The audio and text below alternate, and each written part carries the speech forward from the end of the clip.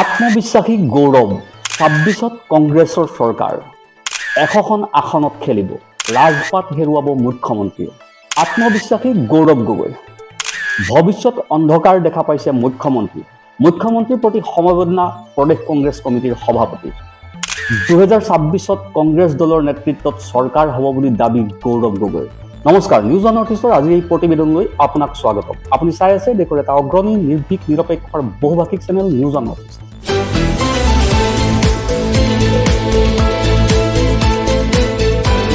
মুখ্যমন্ত্ৰী ডক্টৰ হিমন্ত বিশ্ব শৰ্মাৰ মুখখন দেখিলে আজিকালি অসম প্ৰদেশ কংগ্ৰেছ কমিটিৰ সভাপতি গৌৰৱ গগৈৰ হেনো বেয়া লাগে কিয় বেয়া লাগে তাৰো কাৰণ আছে কংগ্ৰেছ দলৰ প্ৰতিষ্ঠা দিৱসত অংশগ্ৰহণ কৰিবলৈ অহাৰ সময়ত সংবাদ মাধ্যমৰ আগত গৌৰৱ গগৈয়ে এই কাৰণ ব্যাখ্যা কৰিলে কেৱল সেয়াই নহয় মুখ্যমন্ত্ৰীয়ে অসম শংকৰ আজানৰ দেশ নহয় বুলি কৰা মন্তব্য সন্দৰ্ভতো প্ৰতিক্ৰিয়া প্ৰকাশ কৰিলে প্ৰদেশ কংগ্ৰেছ কমিটিৰ সভাপতিগৰাকী দেওবাৰে তেজপুৰত কংগ্ৰেছ দলৰ কেন্দ্ৰীয়ভাৱে অনুষ্ঠিত হোৱা প্ৰতিষ্ঠা দিৱসত অংশগ্ৰহণ কৰি প্ৰদেশ কংগ্ৰেছৰ সভাপতি তথা লোকসভাৰ সাংসদ গৌৰৱ গগৈয়ে কয় মুখ্যমন্ত্ৰীৰ চেহেৰা চাই মই মাথো সমবেদনা জ্ঞাপন কৰিব বিচাৰো তেওঁ আজিৰ তাৰিখত নিজৰ শক্তি হেৰুৱাই পেলাইছে আগৰ দৰে বিশ্বাস তেওঁ নাই ইয়াৰ পৰা গম পাই যে অলপ দিনৰ পাছত তেওঁলোকৰ চৰকাৰ যাবগৈ তেওঁলোক থাকিব ৰাইজৰ মাজত আৰু তেতিয়া ৰাইজে প্ৰশ্ন কৰিব যে ক'ত বাগান কিনিছে ৰাইজে প্ৰশ্ন কৰিব যে ক'ত লৰাৰ নামত কোম্পানী খুলিছে গতিকে তেওঁলোকৰ ভৱিষ্যত আৰু অন্ধকাৰ এইবিলাক চাই তেওঁলোকে যিকোনো ক'বলৈ ধৰিছে মুখ্যমন্ত্ৰী চেহেৰা চাই মই মাত্ৰ সমবেদনা জ্ঞাপন কৰিবলৈ বিচাৰো তেওঁ আজিৰ তাৰিখত তেওঁ একদম নিজৰ শক্তি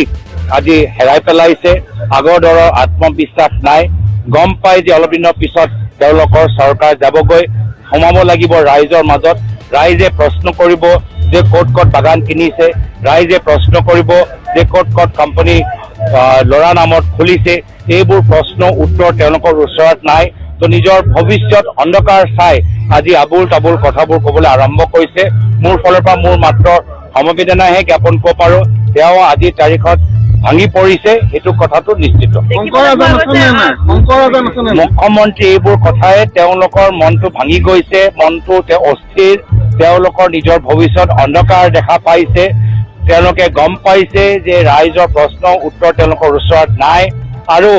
SIT কোৱা মুখ্যমন্ত্ৰীৰ ওপৰত আমাৰ চৰকাৰ অহাৰ পিছত আমি SIT গঠন কৰিম নিজৰ ভৱিষ্যতলৈ শংকাত পৰি আজি আবুল তাবুল কথাবোৰ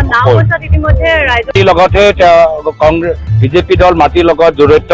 তেওঁলোকৰ বিধায়ক মাটিৰ ৰেট জানে তেওঁলোকৰ বিধায়ক গৰুৰ দাম জানে তেওঁলোকৰ বিধায়কৰ এটা কয়লা ট্ৰাকৰ পৰা কিমান লাখ টকা সংগ্ৰহ কৰিব লাগে সেইখিনি জানে তেওঁলোকৰ মানুহবোৰ জানে যে ক'ত বাগানত আজি কিনিব পাৰে তেওঁলোকে জানে যে ক'ত মানুহৰ যে উদ্যোগ নিজৰ পৰিয়ালৰ নামত আনিব পাৰে তেওঁলোকে সেই জানে আৰু সেইকাৰণে এই বিজেপি দল যি দলৰ ভিতৰত গৰু চুৰ সোমাই আছে যি দলৰ ভিতৰত ধেমাজিত গম পাইছো চাউল চুৰ সোমাই আছে যি দলৰ ভিতৰত আমি পালাবাৰীত গম পাইছো মাটি চুৰ সোমাই আছে যি দলৰ ভিতৰত সমগ্ৰ অসমত আমি দেখা পাইছো পানী চুৰ সোমাই আছে এই পানী চুৰ কয়লা চুৰ মাটি চুৰ গৰু চুৰ চাউল চুৰ এই দলৰ পৰা বৰ্তমানত অসমৰ ৰাইজে পৰিত্ৰাণ বিচাৰে মুখ্যমন্ত্ৰী আমাৰ প্ৰাৰ্থী লৈ আলোচনা হোৱা নাই যোৱাকালি ভূপেন বৰা ডাঙৰীয়া ইতিমধ্যে আপোনাক দেখিছে আপোনালোকৰ সন্মুখত উপস্থিত ভূপেন বৰা ডাঙৰীয়া আৰু অখিল গগৈ ডাঙৰীয়াৰ মাজত এটা ভাল বাৰ্তালাপ হ'ল আকৌ মই পুনৰ দোহাৰিছো যে কংগ্ৰেছ দল ১০০খন আসনৰ ওপৰত আমি প্ৰতিদ্বন্দ্বিতা কৰিম আৰু বাকীকেইটা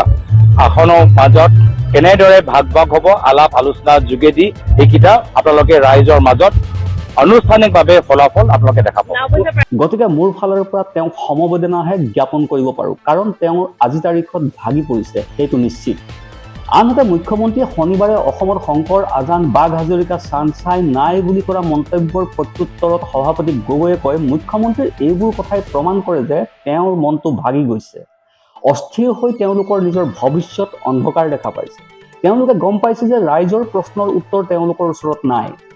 SITৰ কথা কোৱা মুখ্যমন্ত্ৰীৰ ওপৰত আমাৰ চৰকাৰ অহাৰ পাছত আমি SIT গঠন কৰিম ভৱিষ্যতক লৈ শংকাত পৰি আজি এই ধৰণৰ কথা ক'বলৈ ধৰিছে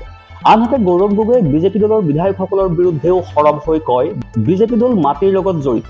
তেওঁলোকৰ বিধায়কে মাটিৰ দাম জানে গৰুৰ দাম জানে কয়লা ট্ৰাকৰ পৰা কিমান লাখ টকা সংগ্ৰহ কৰিব লাগে সেইখিনিহে জানে তেওঁলোকৰ মানুহে জানে ক'ত বাগান কিনিব পাৰি উদ্যোগ কেনেকৈ নিজৰ পৰিয়ালৰ নামত আনিব পাৰি সেইকাৰণে এই বিজেপি দল যি দলৰ মাজত গৰু চুৰ সোমাই আছে, যি দলৰ মাজত ধেমাজিত মই গম পাইছোঁ যে চাউল চুৰ সোমাই আছে, যি দলৰ মাজত পলাশবাৰীত মাটি চুৰ সোমাই আছে আৰু যি দলৰ ভিতৰত সমগ্ৰ অসমত পানী চুৰ সোমাই আছে,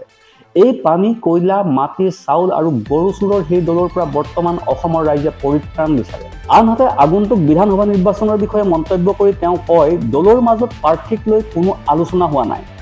যোৱাকালি ভূপেন বৰা আৰু অখিল গগৈৰ মাজত এটা ভাল বাৰ্তালাপ হ'ল। সেইবাবে মই পুনৰ দোহাৰিছোঁ যে আমি কংগ্ৰেছ দলে 100খন আসনত প্ৰতিদ্বন্দ্বিতা কৰিম আৰু বাকী কেইখন আসন কেনেদৰে ভাগ বতৰা কৰিব পাৰিম সেয়া ৰাইজৰ মাজত আনুষ্ঠানিকভাৱে আলাপ আলোচনাৰে সেয়া ৰাইজে দেখা পাব। উল্লেখ্য যে তেজপুৰত দেওবাৰে ভাৰতীয় জাতীয় কংগ্ৰেছ দলৰ 141তম সংখ্যক প্ৰতিষ্ঠা দিৱস পালন কৰা হয়। অসম প্ৰদেশ কংগ্ৰেছ কমিটিৰ উদ্যোগত আৰু শোণিতপুৰ জিলা কংগ্ৰেছৰ সহযোগত অনুষ্ঠিত এই অনুষ্ঠানত দলৰ সভাপতি গৌৰৱ গগৈ উপস্থিত থাকে। তেজপুৰস্থিত ৰাজীৱ ভৱনৰ প্ৰাংগণত সভাপতি গৌৰৱ গগৈয়ে প্ৰথমে দলীয় পতাকা উত্তোলন কৰে। তাৰ পাছত তেওঁ জাতিৰ পিতা মহাত্মা গান্ধীৰ লগতে প্ৰখ্যাত সংগীত শিল্পী জুবিন গাৰ্গৰ প্ৰতিচ্ছবিত পুষ্পাঞ্জলি অৰ্পণ কৰি শ্ৰদ্ধা জ্ঞাপন কৰে। অনুষ্ঠানৰ অংশ হিচাপে কংগ্ৰেছ কৰ্মী সমৰ্থকসকলৰ সৈতে তেওঁ এক বৃহৎ পদযাত্ৰাতো অংশগ্ৰহণ কৰে।